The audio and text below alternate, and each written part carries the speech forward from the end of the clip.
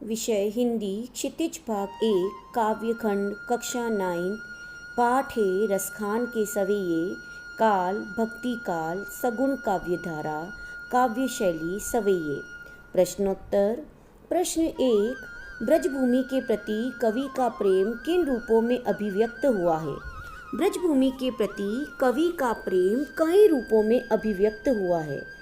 पहला, कवि मनुष्य रूप में जन्म लेने पर ग्वाल बाल का रूप लेकर ब्रजभूमि में निवास करना चाहता है। 2, पशु जन्म प्राप्त होने पर गाय के रूप में जन्म लेकर नंद की गायों के बीच चरना चाहते हैं।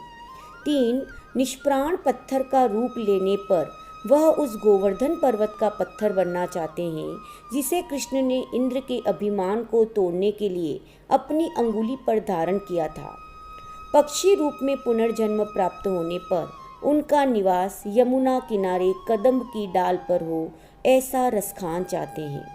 5, रसखान कहते हैं कि ब्रज के वन, बाग, तालाब को देखने के लिए उनकी आंखें तड़प रही है और ब्रज की झाड़ियों के समीप रहना ही उन्हें भाता है। प्रश्न 2, कवि का ब्रज के वन, बाग और तालाब को निहारने के पीछे क्या कारण है?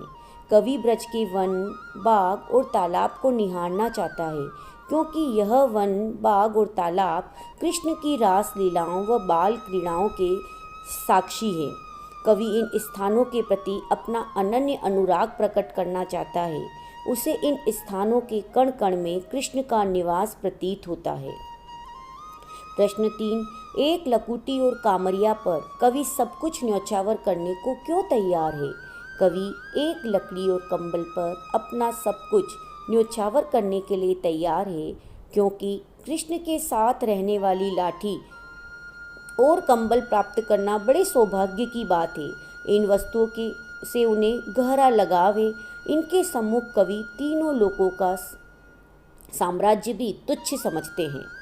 प्रश्न 4, सखी ने गोपी से कृष्ण का कैसा रूप धारण करने का आग्रह किया था? अपने शब्दों में वर्णन कीजिए।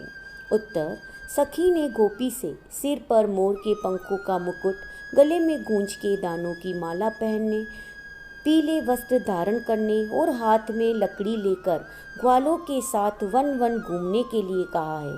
ऐसा करके वह श्री कृष्ण का रूप अपनी आंखों में बसाए रखना चाहती है। इस पर गोपी कहती है, कृष्ण के रूप उन्हें पसंद है, अतः वह अपनी सखी के कहने के अनुसार रूप धारण कर लेगी, लेकिन मुरलीधर की इस मुरली को वह अपने होठों पर नहीं रखेगी क्योंकि वह मुरली सदैव श्री कृष्ण के पास रहती है तथा उसे कृष्ण के होठों का स्पर्श प्राप्त होता है और गोपियाँ इस सुख से वंचित है, इसलिए उनका इस मुरली के प्रति सोतिया डाह अर्थात सौतेली चलन है। विषय हिंदी, पाठ्य पुस्तक क्षितिज भाग 1, काव्यखंड, रसखान के सवैये हम पढ़ रहे हैं। उनका काल भक्ति काल के सगुण काव्यधारा के कवि हैं तथा उनकी काव्य शैली सवैये हैं। प्रश्न 5, आपके विचार से कवि रसखान पशु, पक्षी और पहाड़ के रूप में भी श्री कृष्ण के सानिध्य क्यों प्राप्त करना चाहता है? उत्तर, कवि पशु, पक्षी और पहाड़ के रूप में भी कृष्ण का सानिध्य प्राप्त करना चाहते हैं क्योंकि उनके हृदय में श्री कृष्ण और ब्रजभूमि के प्रति प्रेम और श्रद्धा का भाव कूट कूट कर भरा है। उन्हें ब्रजभूमि के कण कण में कृष्ण की छवि दिखाई देती है जिसका सानिध्य प्राप्त करके वे कृष्णमय होना चाहते हैं और किसी भी परिस्थिति में कृष्ण भूमि से दूर नहीं होना चाहते। कवि रसखान कृष्ण के अनन्य भक्त है, अतः वे पशु, पक्षी और पहाड़ के रूप में श्री कृष्ण का सानिध्य प्राप्त करना चाहते हैं। प्रश्न 6, चौथे सवैये के अनुसार गोपियाँ अपने आप को विवश क्यों पाती है? उत्तर, श्री कृष्ण के व्यक्तित्व में एक अनोखा आकर्षण है। गोपियाँ उनसे प्रभावित हुए बिना नहीं रह पाती। श्री कृष्ण की मुरली की तान अत्यधिक मधुर एवं मनमोहक है। गोपियाँ उससे आकृष्ट होकर अपने आप को नियंत्रित करने में विवश पाती है, वह सब कुछ भूल जाती है। उन्हें श्री कृष्ण के मुखमंडल की मोहक मुस्कान और भी मनमोहक लगती है। इस कारण वे स्वयं पर नियंत्रण नहीं रख पाती तथा विवश होकर उनकी ओर खींची चली जाती है। प्रश्न 7 भाव स्पष्ट कीजिए। पहला क है कोटिक कलधोत के दाम करील के कुंजन ऊपर वारो। आशय रसखान का प्रेम सर्वस्व न्योछावर करने को तैयार है। उनका प्रेम प्रभु से मिलने की इच्छा रखने वाला प्रेम है। वह ब्रजभूमि की कांटेदार झाड़ियों और ब्रज के वन के ऊपर करोड़ों सोने चांदी के महल न्योछावर करने को तैयार है।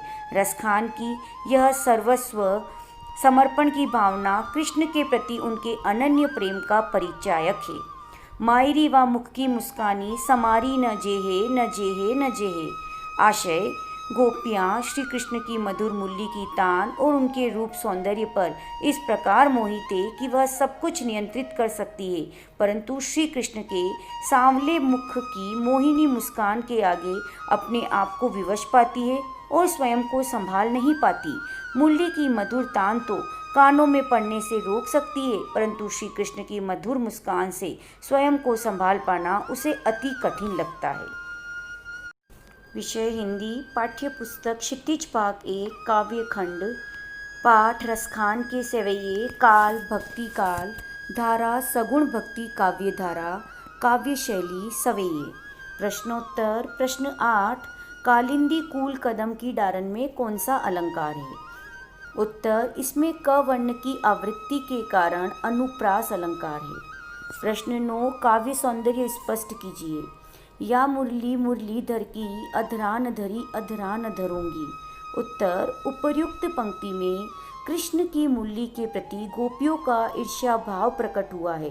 गोपी कृष्ण के संपूर्ण रूप को धारण कर लेना चाहती है, किंतु कृष्ण की मुरली को धारण नहीं करना चाहती, क्योंकि वह मुरली सदैव श्री कृष्ण के पास रहती है तथा उसे कृष्ण के होठों का स्पर्श प्राप्त होता है और गोपियाँ इस सुख से वंचित है, इसलिए उनका इस मुरली के प्रति सोतिया डाह अर्थात सौतेली जलन है।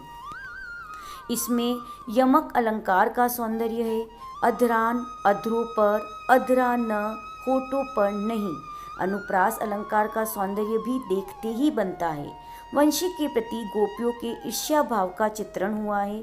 यहाँ ब्रज भाषा की मिठास युक्त सवैया छंद, श्रृंगार रस, प्रसाद गुण तथा लक्षणा शब्द शक्ति की छटा दर्शनीय है। रचना और अभिव्यक्ति से संबंधित प्रश्न 10 है। प्रस्तुत सवैयों में जिस प्रकार ब्रजभूमि के प्रति प्रेम अभिव्यक्त हुआ है, उसी तरह आप अपनी मातृभूमि के प्रति अपने मनोभावों को अभिव्यक्त कीजिए। उत्तर मेरी मातृभूमि मेरे लिए वंदनीय है।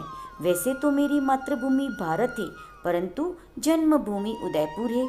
यह अत्यंत रमणीय है। इस पावन धरा को मेवाड़ भी कहा जाता है। मेवाड़ महाराणा प्रताप जैसे योद्धा की जन्मस्थली भी है। यहाँ का मौसम उत्तम रहता है। हरियाली एवं झीलों का आकर्षण पर्यटकों का मन मोह लेता है। भौगोलिक दृष्टि से उदयपुर की बसावट सर्वोत्तम है, अतः इस गौरवमयी स्थली की जितनी प्रशंसा की जाए उतनी कम है। अतिरिक्त प्रश्न 1 रसखान के काव्य सौंदर्य का संक्षेप में निरूपण कीजिए। उत्तर काव्यांश में कवि रसखान ने भाव पक्ष की दृष्टि से अपने आराध्य श्री कृष्ण और उनकी लीला भूमि ब्रज के प्रति अगाध प्रेम व्यक्त किया है। वे अगले जन्म में भी उन्हें चाहे जिस रूप में जन्म मिले, वे कृष्ण से संबंधित वस्तुओं का ही साथ चाहते हैं। साथ ही कवि ने गोपियों के प्रेम भाव का हृदय स्पर्शी रूप में वर्णन किया है। गोपी द्वारा कृष्ण रूप धारण करना, वंशी के प्रति रोष व्यक्त करना, उनकी मधुर तान पर न्योछावर हो जाना, उनकी प्रेम की पवित्रता तथा घनिष्ठता की ओर संकेत करता है। कला पक्ष की दृष्टि से ब्रज भाषा का ललित प्रयोग हुआ है। छंद सवैया गेय उचित यति गति से मंडित है। इस तरह रसखान का काव्य सौंदर्य दोनों दृष्टियों से समृद्ध है।